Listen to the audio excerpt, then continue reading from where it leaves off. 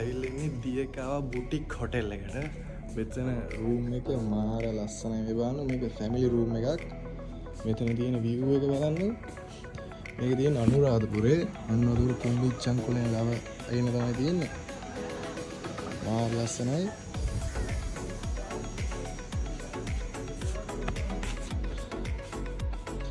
මට ලන්ච් එක ඇවිල්ලා තියෙනවා.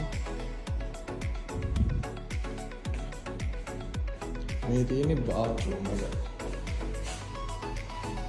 මාර ලස්සනයි මාර පිළිසිදුයි. එහෙනම් මම ලන්ච් එක අරගෙන ඉතුරු ටික කියන්න. මම ලන්ච් එක ගත්තට පස්සේ ඔෂ් එක දාගත්තා. මම චිකන් රයිස් එකක් ඕඩර් කරේ. මාර රසයි. බඩත් පිරුණා හොදටම. මෙතන මාර ලස්සන view එක මේ බලන්නකෝ. ඉන්න ආස හිතනවා මෙතන මාර ලස්සන හවසට.